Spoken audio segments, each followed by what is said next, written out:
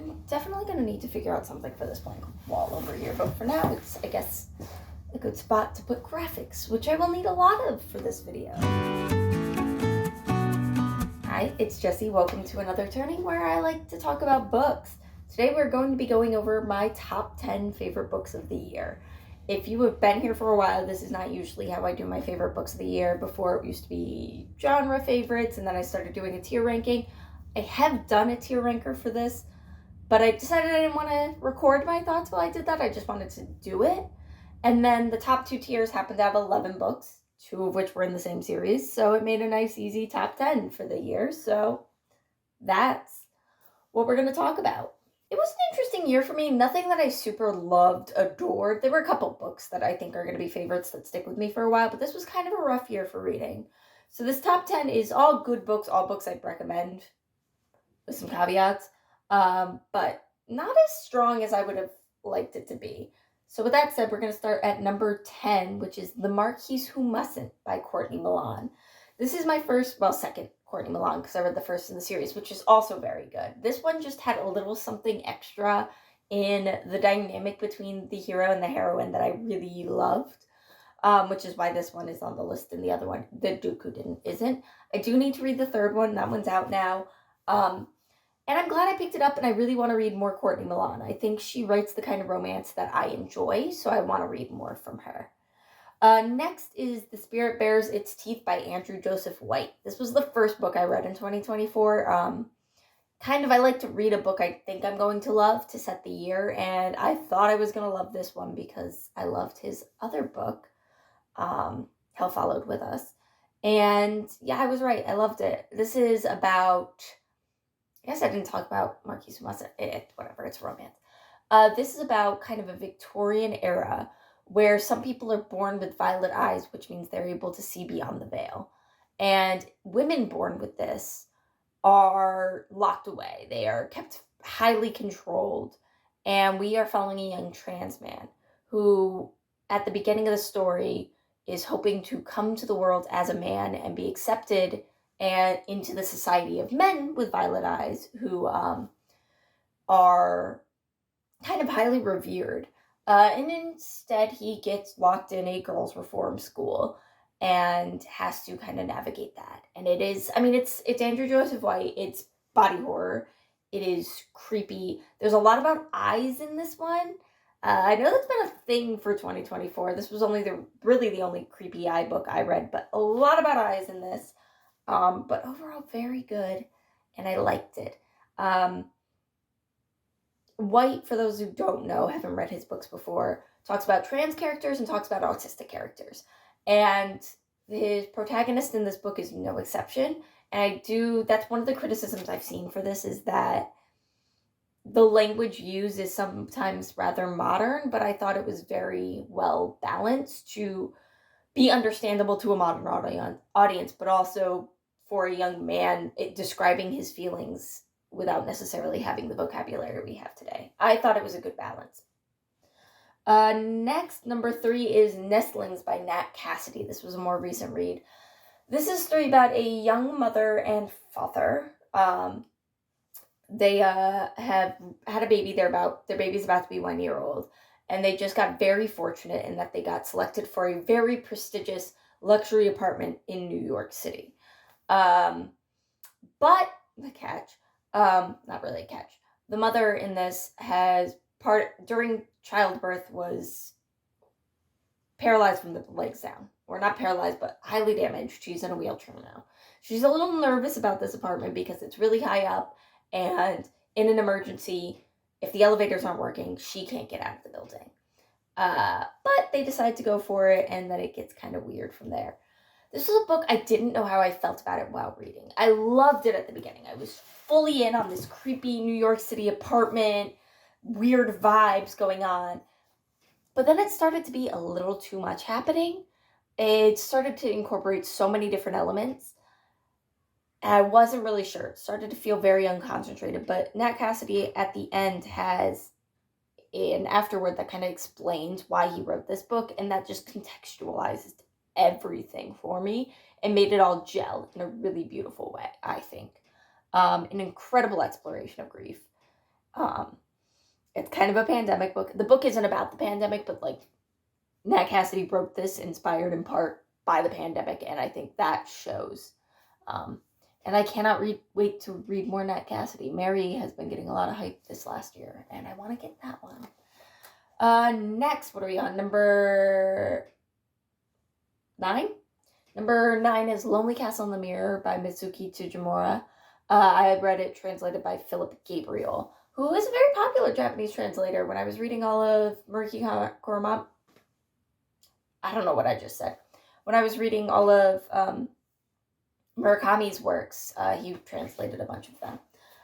This was sad. So this is about a young girl who isn't going to school for reasons we find out kind of as the book goes on. And one day she's home alone and her mirror starts glowing and she goes through it and is trapped. Not trapped, she's in another world with a bunch of other kids and they are given this like quest of sorts, but they have to leave, and a bunch of rules, such as you have to leave by 5 p.m. every day, things like that. And we slowly learn about all of these other kids and their lives, and the quest is interesting, and this is technically a retelling, but I won't say what because it's kind of a spoiler. And it is just really this exploration of sadness and the difficulties of children, and very specifically children in Japan and the cultural expectations. And I read this for a book club. It was our only book we actually read for that book club. And it was really hard. And there's a lot going on, and it was good and emotionally resonant in a lot of ways, and a little sad to read. Next, I think we're on number 8, is Destiny of the Republic by Candice Miller. This is one I didn't end up doing the video because I didn't do anything. But I moved in 2024, and when I moved the new library, I always go to their website and do book recommendations through the library.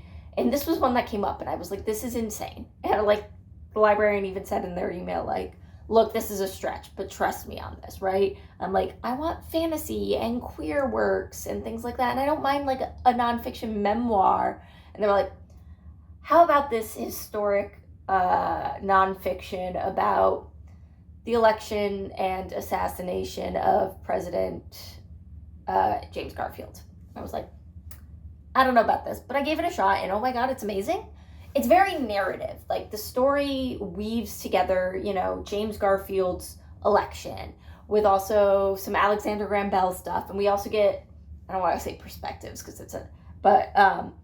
the view of the assassin and his journey to DC and all of it, and also a guy whose name I can never remember who was trying to bring antisepsis into the US. And all of these elements are like woven together to create this very narrative. And as somebody that didn't know the history that well, like, I knew he was president, I knew he was assassinated, and that was about it. It like was weirdly suspenseful because he's gonna get killed by the end, but you're like, how is it gonna happen? Honestly, very good. So if you're looking for a nonfiction, you're interested in U.S. history, highly recommend that one. And she has one about Roosevelt I'm gonna read probably this year. Next up, we are on to one of the 2 books I have here physically. I think that we're on number 7? 5. I don't know where I was getting my numbers from, so ignore me. It's going to be The Golden Fool by Robin Hobb. I love The Realm of the Elderlings, which might not be evident because I read like one of these a year. But the thing is, when I start reading one of these, it takes me like 12 months to read. So I started this in 2023 at some point and didn't really get very far in it. Headspace just wasn't there, and finished it in 2024 and loved it. I'm sure if I read more Hobb this year, this probably wouldn't have been my favorite. I am terrified, dreading Fool's Fate. But regardless, this is very good. So this is book 8 in the Realm of the Elderlings. It's the second book in the Golden Fool trilogy. That's not the name of the trilogy. Tawny Man trilogy. Book 2 of the Tawny Man trilogy. And in this one, we're following Fitz again. And in this trilogy, he's a little bit older. He is Hop makes people feel like 30 years older than they actually are, but I think he's like middle-aged in this one, so he's like in his 40s. And he kind of gets pulled back into court politics against his will a little bit. And this one is very much that. It's very court politic heavy. It's very much him being very lonely. I read a lot of lonely books this year. Being very lonely, trying to navigate when he doesn't really fit into this world anymore. And it's sad. And I am scared to see where Fool's Quest is going to go. Fool's Fate, sorry. Fool's Quest was the first one. Next on my list, we're on number 4, is I Keep My Exoskeletons to Myself by Marissa Crane. This is a book I've had on my list for a while, but kind of put off because it's dystopian, and I'm not really into dystopian. But then it showed up on the Libby Awards, so if you haven't... Lambda Awards. So if you haven't seen my video for that, it's the only one I put up in this last year, so if you haven't seen it, like, why not? This one really surprised me. So the premise here is this is a near future where a technology has been developed where we can give criminals extra shadows. So like if you've committed a crime, you're given a second shadow. And if you've committed more crimes, you're given more shadows. And the prison system is basically gone. This is our only form of punishment, is that you get these additional shadows and then you're kind of judged in the public court of opinion. And because these shadows are kind of added indiscriminately for any crime, people are really being treated terribly for even very minor things. And it's kind of a legal form of discrimination that, like, you can not give people housing based on how many shadows they have. And you're monitored 24/7. And we follow a young woman, I think her name is Kristen, but maybe her wife's name was Kristen, I don't remember, whose wife just gave birth and died. And now she is dealing with the fact that she has this shadow. Her newborn baby also was given a second shadow. And she is grieving her wife while also trying to raise this child as a single mother in this system that is very heavily designed against them. And it is heartbreaking and, again, very lonely. And it's very much the kind of queer story I don't normally resonate with, which is very anarchist and fuck the system. But it just did it in such a beautiful way that really showed me why that would be the solution. And I've also gotten very angry this year, which we'll come back in a second. So in a way that it really resonated with the anger I've just been feeling with our broken system lately. So overall, I really, really liked this book. And I don't know, I felt it. And talking about it now, I almost feel like it should go higher, but really all of the books at the top here were just so good. So this one, it hit, and I want to reread it. Maybe not this year, but maybe next year. I want to read it again, and I want to own it and highlight it and just really live with it. Yeah. Speaking of anger, next on my list, I put The Space Between Worlds by Micaiah Johnson, but the second book in the series, Those Beyond the Wall, could also have gone here. I went with this one because I think this is the one I would more universally recommend, but both books are incredible. So this is a world where we have developed technology where we can travel between alternate realities. The catch, however, is that you can only travel to alternate realities where your alternate self has died. We also are only capable of going to relatively near realities, so things that are relatively similar to ours. And this is a world, the society is split, or the society that we look at. Now, there's more to the world, I'm sure, that we haven't seen, but the society we see is divided between Wiley City, which is surrounded by a wall and has climate control, and Ashtown, which is outside of the wall and doesn't have any of that, and it's hot, and it's a desert, and it's awful. And it's very much martial law, rule of the strong, whereas Wiley City is highly refined. And in the first book, we're following somebody that lives in Wiley City but comes from Ashtown, and she's a traverser, which means that she's somebody that can go between worlds because she has died in a lot of those worlds. And this is kind of this exploitation of this lower class because a lot of these people that come from poorer backgrounds are more likely to have died in other worlds.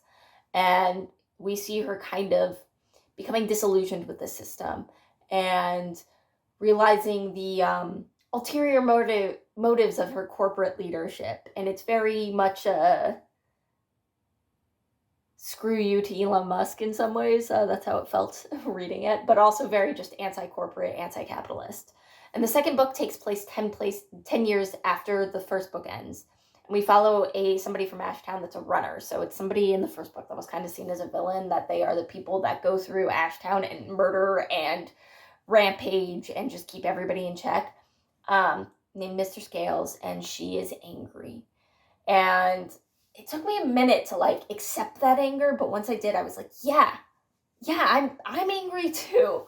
And both of these are just incredible. They are incredibly nuanced and beautiful explorations of just being angry and being. And in our first book, I can't remember the girl's character name from the first book, but she's a little less angry. She's a little more confused and maybe scared. But they both are really incredible and show a very different way of like, how do you change the system and how do you work in the system, outside of the system. It's just really, really well done. Number 2, Here We Go Again by Alison Cochrane. I have made no secret of my love for Alison Cochrane. I think I've had a favorite of hers on my list since I've started reading her. Charmed Offensive, beautiful, incredible. Kiss Her Once for Me, absolutely amazing. Holiday romance. I love it. It's cheesy. It's amazing. Here We Go Again is not as light as either one of those. Now, both of those have some heavy things. There's a lot of discovering who you are. There is a lot of anxiety rep in those books. Here We Go Again is heavy. We have 2 characters we are following, Rose and something else. I don't remember. Names are not my strong suit. Who were friends when they were in middle school and then had some sort of something happen where they stopped being friends. And it is many years later, and they are both working at the same school together. One of them is like a kindergarten teacher. The other one is like an art teacher. I don't remember. It doesn't matter. They're working at the same school together. And mostly just ignoring each other's existence. Like, they have to work together, but they don't ever really have to directly interact. So they just kind of ignore each other. Until their favorite English teacher from high school, Joe, recruits them both for a cross-country road trip so he can die in peace in Maine. And so they get recruited for this, and you have 2 very different people. Our one character is very type A. Everything has to be controlled very much. I need itineraries. I need to know where we're staying every night. I need to know where we're going to stop for lunch. Binders. And the other girl is very go with the flow, very much like she's a little scared to be leaving, but we'll figure it out.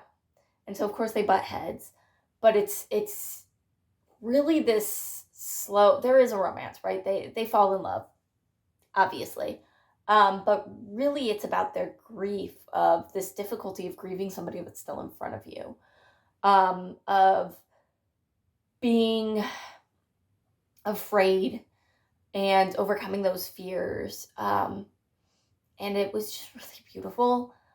It is cheesy at times, and I think the way the like very hard-hitting, heavy elements fight with this cheesy romance, sometimes they butt heads and it doesn't quite work. But that didn't bother me too much. But I could see where somebody else would struggle with it. Also, both of these main characters are just a little insufferable, each in their own way.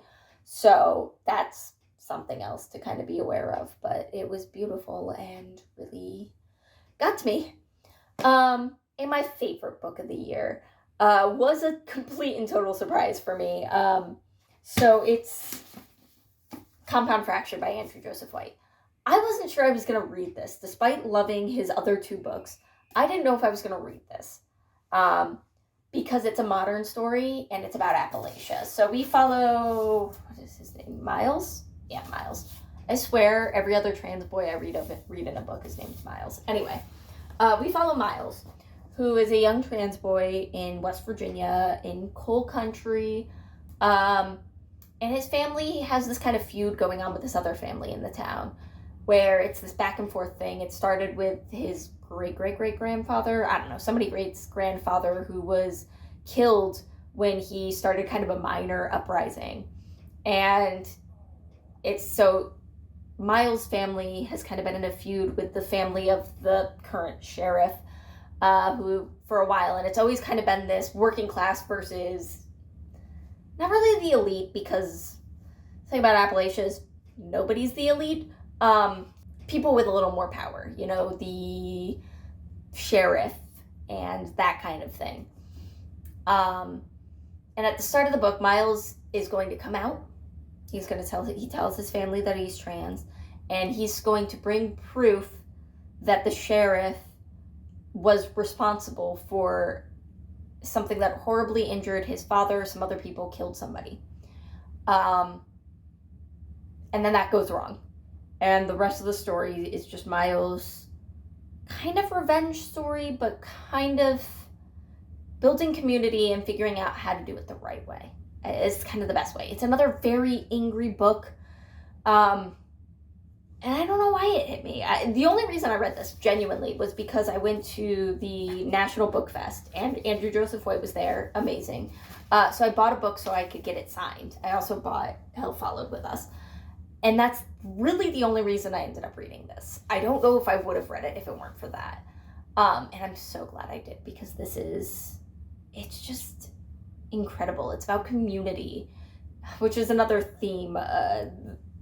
Community and anger were really running through me in 2024, and I have a feeling that's going to continue into 2025.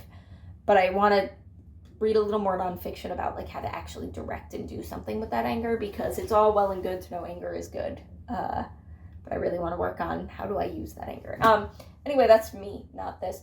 But yeah, it's also got body horror, but to a much lesser extent, but also in a lot of ways a lot more grounded in reality. It's a lot about actual like injuries and things, and there's this element of like, is there a ghost? Maybe. But this was also very much the most grounded of his books I've read, and it's incredible. And I don't know, Miles is this really really hard to read character, because he's still figuring himself out. Through the course of this book, he learns he's autistic. I don't know that that's a spoiler, because it's kind of, I don't know, very obvious when you start reading him. And it's him learning to lean on his family, and he's building a new community. There is kind of a romantic element in this, but he's also learning that what his actual sexuality, romantic interests are in this book. Some of it's obvious. There is a particular character that it became very obvious to me very early on wasn't going to be good. But that's, not that bad. I think it's handled very well in a way that, like, yeah, okay, he's not great, but you kind of feel for Miles for not realizing that himself. There's also this really heavy theme, like, not heavy as in heavy-handed, like it's there and it's heavy and it's hard to see, but like, of everybody is being screwed over here. Even the quote-unquote bad guys are just also a victim of this system. Appalachia's interesting, and it's I don't know this film. I'm gonna keep my comments about to be vice president and his opinions on Appalachia to myself. Appalachia really got screwed over. It was an industry. Coal was an industry that was very popular for a very long time, and people were heavily exploited in order to keep that industry going. And then that industry died. And for very good reasons. Like, don't get me wrong. Like, I'm not, like, being like, ooh, coal should come back. Like, there's a reason coal isn't around. We have better options now. But it left entire communities just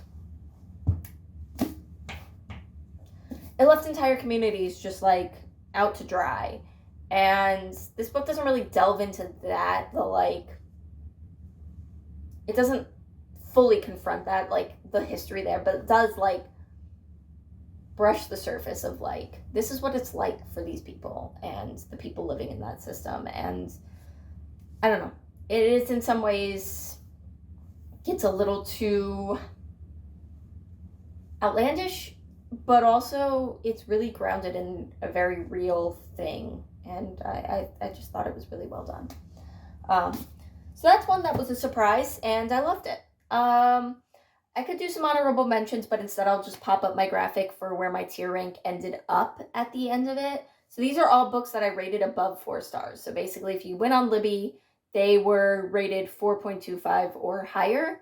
And the rank from the bottom to the top, Who Dis? This is books I don't remember. I'm sure I liked it when I read it, but I don't really remember it now. It didn't leave an impression, the lasting impression. On second thought, are books I still think are good, but maybe don't quite rate as high as they should. Like, these are books that if I were rating on a 5-point scale would be 5-star books, and I don't know that I would count it as a 5-star book. Rated is, yeah, this is good. It deserves what it got. It's a good book. I'd recommend it. It's just not a favorite. Rent Free are books that I love, adore. I wouldn't recommend them broadly.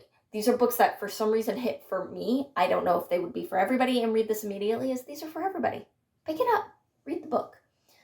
So you can see on the screen my rankings here. If there are any from the lower ones I would maybe hit, Firekeeper's Daughter, very good. I didn't like it as much as Warrior Girl on Earth, but very good. Just for the Summer has been getting rave reviews. Lives up to the hype, I swear. Chuck Tingle in general I recommend. Bury Your Gaze, not my favorite of his books, but very good. And The Girl Who Drank the Moon didn't stick with me quite as much as I expected it to when I first finished it, because when I finished it, it put me in a reading slump like book hangover, but very, very good. And that is going to be my favorites of the year. I'm hoping to come back a little bit more in 2025. We'll see how the year shakes out. Love y'all. Bye.